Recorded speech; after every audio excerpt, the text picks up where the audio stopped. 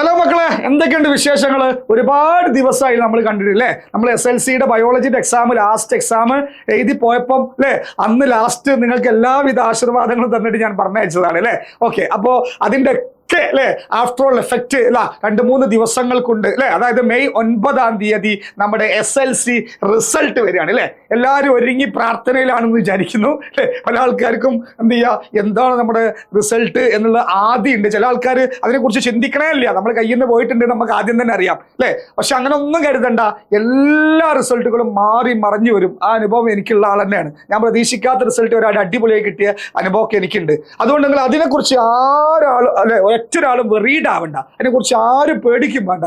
എല്ലാവരും ആവേശത്തോട് നിന്നോളൂ. നിങ്ങൾക്ക് ആ വൈകുന്നേര സമയത്ത് പൊതുവെ 4 മണി അല്ലെ, ആ സമയത്താണ് റിസൾട്ട് വരിക. 5 മണിയാകുമ്പോഴത്തേനൊക്കെ എല്ലാവർക്കും കിട്ടിത്തുടങ്ങും. അപ്പോൾ നിങ്ങൾക്ക് നോക്കുക, ആ റിസൾട്ട് വരുമ്പോൾ നിങ്ങൾക്കായിരിക്കും ടോപ്പ് മാർക്ക് അല്ലേ, നിങ്ങൾക്കായിരിക്കും ടോപ്പ് മാർക്ക്. അതിനെ കൊണ്ട് യാതൊരു അല്ലെ പേടിയും പേടിക്കേണ്ട. പൊതുവെ പരീക്ഷയ്ക്ക് വളരെ സിമ്പിൾ ആയിരുന്നു. അതുകൊണ്ട് തന്നെ നിങ്ങൾക്ക് റിസൾട്ടും ഈസി ആയിട്ട് സ്കോർ ചെയ്യാൻ പറ്റുന്നുള്ള വിശ്വാസം എനിക്കുണ്ട്, നിങ്ങൾക്കും ഉണ്ടാവണം കേട്ടോ. ഓക്കെ, ഞാൻ ഇന്ന് ഇവിടെ പ്രധാനമായിട്ട് വന്നത് മക്കളെ, നമ്മുടെ +1 അഡ്മിഷനുമായി ബന്ധപ്പെട്ട ഒരുപാട് കാര്യങ്ങൾ നിങ്ങളെ അറിയിക്കാൻ വേണ്ടിയിട്ടാണ്. ഒരുപാട് കാര്യങ്ങൾ എന്ന് പറഞ്ഞാൽ ഡേറ്റുകൾ ഇൻഫോം ചെയ്യാണ്.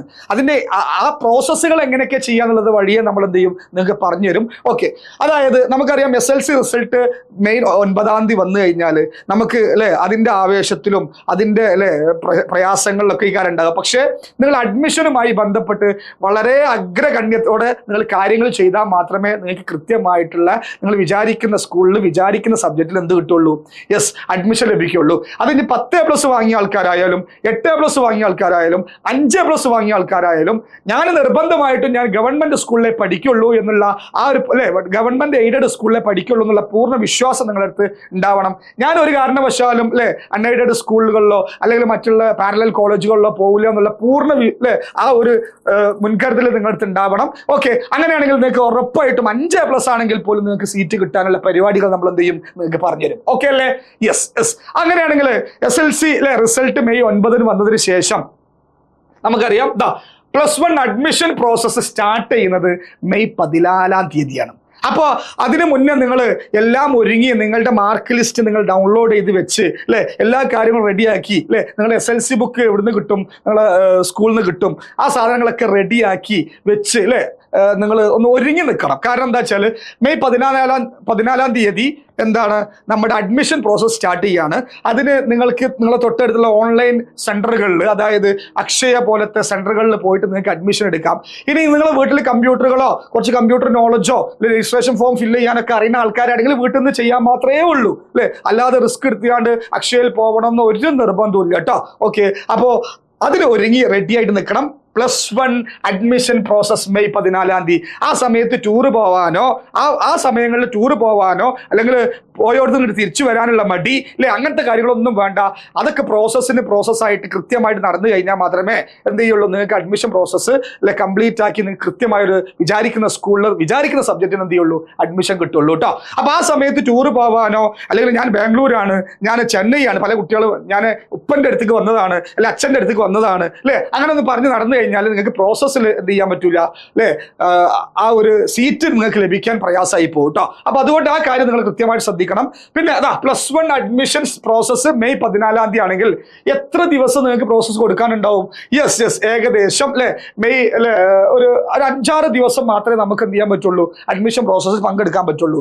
എന്നിട്ട് ആ അഡ്മിഷൻ പ്രോസസ്സ് നിങ്ങൾ കൊടുത്തതിന്റെ അടിസ്ഥാനത്തിൽ കേരളത്തിലുള്ള കുട്ടികൾക്ക് ആദ്യം ഒരു ട്രയൽ അലോട്ട്മെന്റ് ഉണ്ടാവും. ട്രയൽ അലോട്ട്മെന്റ്, അതായത് ആ സൈറ്റ് ഒന്ന് ചെക്ക് ചെയ്യാനും കുട്ടികൾക്ക് എന്തെങ്കിലും കറക്ഷൻ എന്തെങ്കിലും മാറ്റം വരുത്താനൊക്കെ വേണ്ടിയിട്ട് ട്രയൽ അലോട്ട്മെന്റിൽ നിങ്ങൾക്ക് സീറ്റൊക്കെ കിട്ടും. പക്ഷേ നിങ്ങൾ അപ്പോൾ അഡ്മിഷൻ എടുക്കണ്ട. കാരണം എന്താ വെച്ചാൽ അല്ലെ അതൊരു ട്രയലാണ്. നിങ്ങൾക്ക് സാധ്യതകൾ നിങ്ങളെ പരിചയപ്പെടുത്താൻ വേണ്ടിയിട്ടുള്ള, നിങ്ങൾ ഏത് സ്കൂളിൽ കിട്ടും, ഏത് സബ്ജക്റ്റിനാണ് കിട്ടുക എന്നുള്ള സാധ്യതകളൊക്കെ നിങ്ങളെ പരിചയപ്പെടുത്താൻ വേണ്ടിയിട്ടുള്ള ഒരു ട്രയൽ അലോട്ട്മെന്റാണ്. അതെന്താണ് മെയ് 21. പക്ഷെ അതിന് മുന്നേ നമ്മൾ അഡ്മിഷൻ പ്രോസസ്സ് അവസാനിച്ചിട്ടുണ്ടാവും കേട്ടോ. ഓക്കെ, ഈ ട്രയൽ അലോട്ട്മെന്റ് കഴിഞ്ഞാൽ ഉടൻ നിങ്ങൾക്ക് എന്തെങ്കിലും തെറ്റ് തിരുത്താനോ മറ്റുള്ള സംവിധാനത്തിനൊക്കെ നിങ്ങൾ ചിലപ്പോൾ നിങ്ങൾ എഴുതി കൊടുത്തോണ്ട് ഡേറ്റ് ഓഫ് ബർത്ത് മാറി, അല്ലെങ്കിൽ നിങ്ങളുടെ സർട്ടിഫിക്കറ്റിന്റെ നമ്പർ മാറി, അല്ലെങ്കിൽ മറ്റെന്തെങ്കിലും പ്രശ്നങ്ങൾ വന്നു, അങ്ങനത്തെ കാര്യങ്ങളൊക്കെ ഉണ്ടെങ്കിൽ അതൊക്കെ ചേഞ്ച് വരുത്താനുള്ള അവസരം ട്രയൽ അലോട്ട്മെന്റിന് ശേഷം കുറഞ്ഞ ദിവസങ്ങളിൽ ഉണ്ടാവും, അല്ലെങ്കിൽ ഒറ്റ ദിവസം ഉണ്ടാവും അല്ലെ.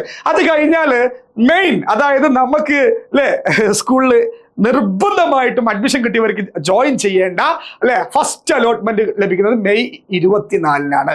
മെയ് 24-ന് മറക്കണ്ട. ഈ മാസം മെയ് 24-ന് ഈ മെയ് 24-ന് നിങ്ങൾക്ക് ഒരു അലോട്ട്മെന്റ് പ്രോസസ് വന്നു അല്ലെ. HSCAP എന്ന് പറയുന്ന സൈറ്റാണ്. HSCAP എന്ന് പറയുന്ന HSCAP അല്ലെ, അതായത് higher secondary centralised allotment process എന്ന ഒരു സൈറ്റ് ഉണ്ട്. അത് വെറുതെ HSCAP എന്ന് ജസ്റ്റ് ടൈപ്പ് ചെയ്ത് കഴിഞ്ഞാൽ ഗൂഗിളിൽ ടൈപ്പ് ചെയ്താൽ ഈ സൈറ്റ് വരും അല്ലെ. HSCAP higher secondary centralised allotment process എന്ന് പറയുന്ന വെബ്സൈറ്റ് ആണ്. അതിൽ കയറി കഴിഞ്ഞാൽ നിങ്ങൾക്ക് നിങ്ങളുടെ അലോട്ട്മെന്റിന് അപേക്ഷ കൊടുക്കേണ്ടത് അതിലാണ്. അതേപോലെ അതിന്റെ ട്രയൽ അലോട്ട്മെന്റ് വരുന്നത് അതിലാണ്. അതേപോലെ ഫസ്റ്റ് അലോട്ട്മെന്റ് വരുന്നതാണ്. അപ്പൊ ഞാൻ ട്രയൽ അലോട്ട്മെന്റിന്റെ കാര്യം പറഞ്ഞു. അതിൽ റിസൾട്ട് അല്ലെങ്കിൽ അതിൽ അലോട്ട്മെന്റ് കിട്ടിയാലും നമ്മൾ സ്കൂളിൽ പോയി ജോയിൻ ചെയ്യേണ്ട ആവശ്യമില്ല. നമ്മൾ ഫസ്റ്റ് അലോട്ട്മെന്റ് വന്നു കഴിഞ്ഞാൽ, അതായത് 24-ാം തീയതി അലോട്ട്മെന്റ് വന്നു കഴിഞ്ഞാൽ അത് വളരെ സീരിയസ് ആയിട്ട് നമ്മൾ കൺസിഡർ ചെയ്യണം. അലോട്ട്മെന്റ് വന്ന് നാളെയും മറ്റന്നാളും സമയം ഉണ്ടാവും, വൈകുന്നേരം 5 മണി വരെ അല്ലെ. ആ സമയത്തിന്റെ ഉള്ളിൽ എന്ത് ചെയ്യുക, ഇപ്പൊ ഇന്നാണ് വന്നതെങ്കിൽ നാളെയും മറ്റന്നാളും നിങ്ങൾക്ക് സമയം ഉണ്ടാവും. സ്കൂളിൽ പോയിട്ട് എന്ത് ചെയ്യുക, അഡ്മിഷനിക്ക് ഫീസ് അടിച്ച് അഡ്മിഷൻ എടുക്കുക. പക്ഷെ നിങ്ങൾ വിചാരിക്കുകയാണ്, അയ്യോ ഞാൻ പ്രതീക്ഷിച്ച സ്കൂളിലല്ലോ എനിക്ക് കിട്ടിയത്. അങ്ങനെയാണെങ്കിൽ ഒരു പ്രശ്നമില്ല.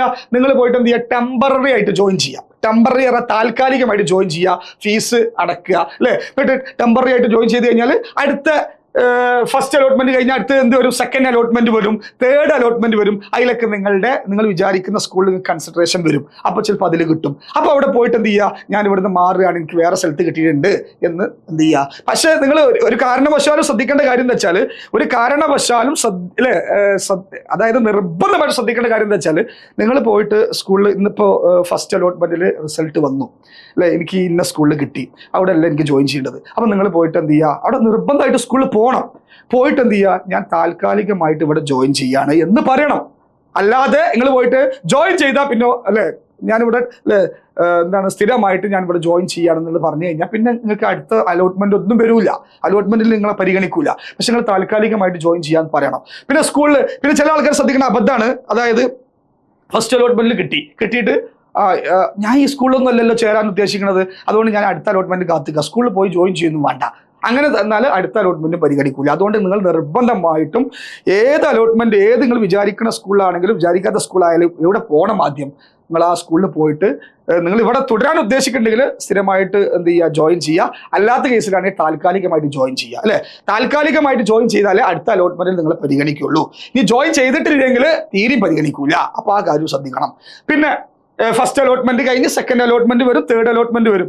ഇനി ഒരു കാര്യം ശ്രദ്ധിക്കേണ്ട ആൾക്കാർ, ചെറിയ മാർക്കൊക്കെ ഉള്ള ആൾക്കാരുണ്ട്, 4A+, 3A+ ഒക്കെ ഉള്ള ആൾക്കാർ, അവർ ശ്രദ്ധിക്കേണ്ട കാര്യം എന്താ വെച്ചാൽ, ഈ 3 അലോട്ട്മെന്റും നിങ്ങൾക്ക് കിട്ടൂല എന്ന് വിചാരിച്ചോ, കിട്ടൂല. അപ്പൊ നിങ്ങൾ ആകെ ടെൻഷൻ അടിക്കരുത്, വേറെ എവിടെയും പോയി ജോയിൻ ചെയ്യരുത്. നിങ്ങൾ എന്ത് ചെയ്യാറിയോ, VHSC എന്ന് പറഞ്ഞ സാധനമുണ്ട്, VHSC vocational higher secondary school.